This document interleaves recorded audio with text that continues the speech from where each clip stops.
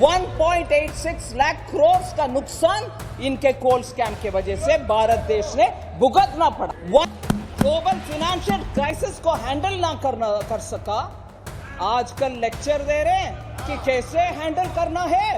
मैं बोल रही हूं सर, ग्लोबल फाइनेंशियल क्राइसिस उस समय भारत के इंटरेस्ट को प्रोटेक्ट करने के लिए क्या क्या करना चाहिए वो कुछ नहीं कहा, कुछ नहीं किया, मगर उसके बाद भी स्कैंडल के ऊपर स्कैंडल चलते रहे और उससे देश को ऐसे गंभीर अवस्था में खड़े रख के चले गए। 10 years of one government with some crisis and 10 years of a different government with a different crisis. The comparison shown in this white paper clearly says how, if the government handles it with true sincerity, transparency, and putting the nation first, the results are there for everybody to see. Equally, when you don't put the nation first, when you put your first family first, and when you have other consideration than transparency, the results are out there for you to see. When the results are out there for you to see. So, what happened after 2008 when there was a global financial crisis and what happened post the COVID shows clearly that if the intent of the government is sincere, if niyat और नियम दोनों सही है तो अच्छा result मिलेगा। जब आपके नियत साफ नहीं है और आपके कार्रवाई भी साफ नहीं है, देश को इतना गंभीर अवस्था में छोड़कर आप चले गए, उसको सही करने में 10 साल माननीय प्रधानमंत्री जी मोदी जी का उनके डेडिकेशन के वजह से आज देश उभर कर आ रही है, पूरे दुनिया में सम्मान हो रही है। सर, जस्ट टेक दो एग्जाम्पल्स लेना चाहिए, दो उदाहरण लेना चाहिए। एक मैंने सीरियस उदाहरण ले रही हूं, global crisis, global financial crisis 2008 के बाद इकोनॉमी कोविड जैसे उतना, with the benefit of hindsight, I confess, with the benefit of hindsight, Covid जैसे इतना भयंकर गंभीर क्राइसिस ना था वो global financial crisis. It wasn't as serious as COVID. But still I would want to say,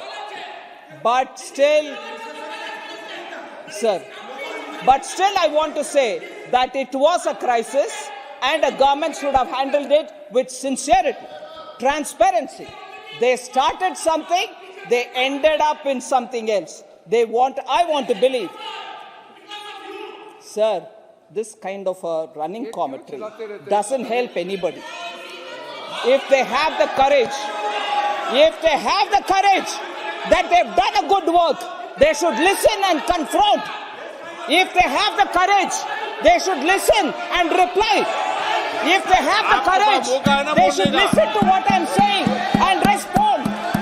They don't want to listen. उनको सुनने में क्षमता नहीं है, सुनने का ताकत नहीं है, इसीलिए ऐसे बात नहीं करने दे रहे. फिर भी मैं छोड़ूंगी नहीं, मैं बात करूंगी. सर, ग्लोबल फाइनेंशियल क्राइसिस को हैंडल ना कर सका, आजकल लेक्चर दे रहे हैं कि कैसे हैंडल करना है.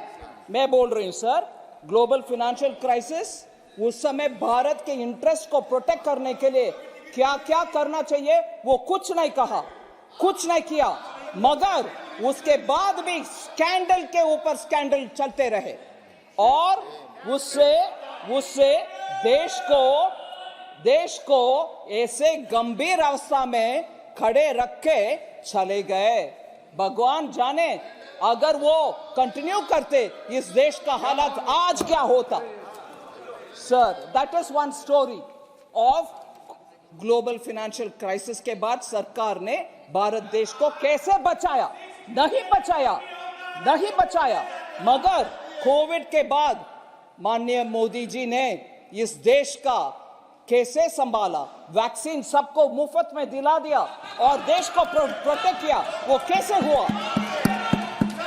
और सर, ये सीरियस डॉक्यूमेंट है सर, मैं दोबारा बोल रही हूं, मैं इसको री एम्फेसाइज कर रही हूं, ये सीरियस डॉक्यूमेंट है, इसमें सीरियस विषय है, इसको गंभीरता से ले। मुझे मेरा आवाज बंद करने के लिए कोशिश करेंगे, वो तो नकारा फेल हो जाएंगे ही, मगर इस सच्चाई को सामना करना उस पार्टी के लिए जरूरत है। Global financial crisis versus Covid मैंने बोल दिया, डिटेल में भी बोलूंगी शाम को, मगर एक दूसरा एग्जाम्पल लीजिए। इस देश में 12 दिन का दिल्ली में ही होने वाले कॉमनवेल्थ गेम्स का हालात क्या हुआ जी, पूरे दुनिया जानता, पूरा दुनिया देखा। टॉयलेट नहीं बन पाए, फ्लैट्स नहीं बन पाए, गेम्स विलेज नहीं बन पाए, करोड़ों रुपया का घोटाला हुआ, और उसके बाद उसका विपरीत देखिए, कॉमनवेल्थ गेम्स का इतना फ्लॉप शो हुआ, भारत का बदनाम हुआ पूरे दुनिया में। दिल्ली में ही 12 दिन का कार्यक्रम, उसमें कॉमनवेल्थ गेम्स के द्वारा पूरे देश में बदनाम हुआ, पूरे विदेश में बदनाम हुआ हमारा।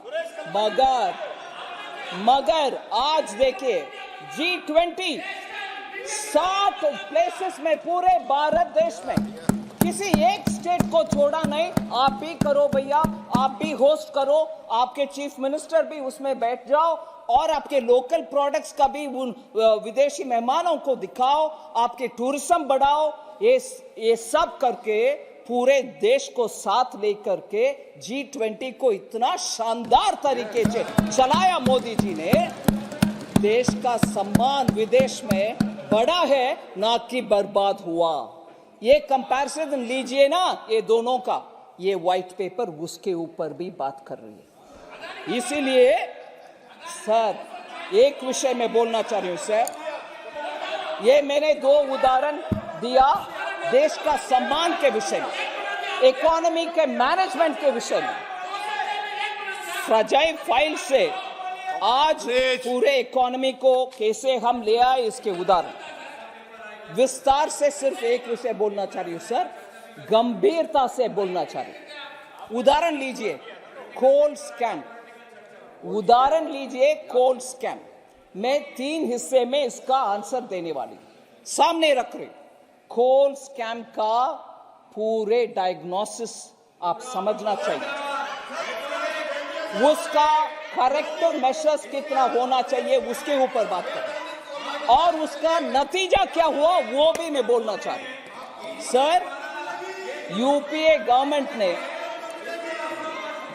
कोल स्कैम के द्वारा भारत देश का भयंकर नुकसान किया, भयंकर नुकसान, आमतौर का नुकसान नहीं है, हल्का फुल्का नहीं। इसको सुप्रीम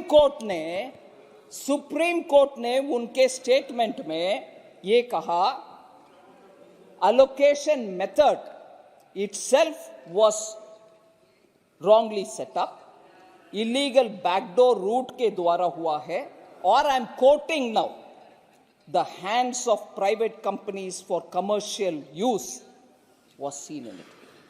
Commercial use unquote, क्योंकि पीछे के दरवाजे से प्राइवेट कंपनीज को बेनिफिट दिलाने के लिए, और मैं इसमें सुप्रीम कोर्ट के विषय नहीं, मैं इसमें जोड़ रही हूं, मीडिया के रिपोर्ट के मुताबिक जोड़ रही हूं,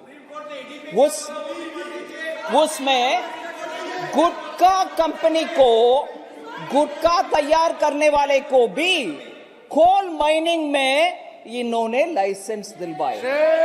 इतना गंभीर काम किया है, और सीएजी के रिपोर्ट में सर, सीएजी के रिपोर्ट में ये बोला गया कोल स्कैम के ऊपर 1.86 लाख करोड़ का भारत के लिए नुकसान पहुंचाया।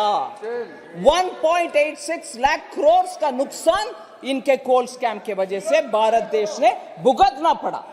फिर सर सुप्रीम कोर्ट उस सिचुएशन को इतना गंभीरता से लेकर के 214 कोल ब्लॉक्स का लाइसेंस को रद्द करवाया, पूरे रद्द करवाया, रद्द कर दिया। सिस्टम हो गया, बंद हो गए, सफाई हो गया। मगर उससे क्या हुआ देश का, उसका देश के लिए क्या हुआ, उसका असर देश के लिए कितना हुआ? आज उसके असेसमेंट देख लीजिए सर। जॉब लॉस हुआ, इन्वेस्टमेंट नहीं आया इस देश में, उसके कारण एंसिलरी इंडस्ट्रीज जो एमएसएमई, छोटे उद्योग, लघु उद्योग, वो पूरे ठप पड़ा। फिर इलेक्ट्रिसिटी प्रोड्यूस करने के लिए कोयला इंपोर्ट करना पड़ा। देश भरपूर है कोल, देश में भरपूर है कोल, फिर भी इंपोर्ट। और आपको भी याद होगा माननीय स्पीकर सर, आपको भी याद होगा स्पीकर सर, उस जमाने के पत्रकार लोग कितने लिखते थे। थर्मल कोल प्लांट में 3 दिन का स्टॉक है कोल, 4 दिन, 4th डे कोल नहीं है, कैसे प्रोड्यूस करेंगे? तब तक आएगा स्टॉक, नहीं आएगा। ऐसे टेंशन में पावर प्लांट्स चलते थे उस जमाने में। स्टॉक नहीं है, कोल नहीं आ रहा, बंद हो गया 214 कोल ब्लॉक्स का लाइसेंस, कैसे चलाएंगे देश? और उसका नतीजा देख लीजिए, loss in revenue for coal producing states. आज मगरमच्छी का आंसू, क्रोकोडाइल टीयर्स चला रहे हैं। कोल प्रोड्यूसिंग स्टेट्स कहां है सर? पूरे ईस्टर्न भाग में, पूर्वी भाग में है। झारखंड हो, छत्तीसगढ़ हो, इन सभी स्टेट्स का रेवेन्यू लॉस हुआ। इनका जिम्मेदारी उसमें कुछ है या नहीं? उसके लिए क्या काम किया? वेरस माननीय प्रधानमंत्री जी उधर पाइपलाइन गैस के कनेक्शन दिया, बरौनी रिफाइनरी पुनर्निर्माण किया, ये सब काम हम कर रहे हैं, मगर ये तो सत्यानाश करके गए।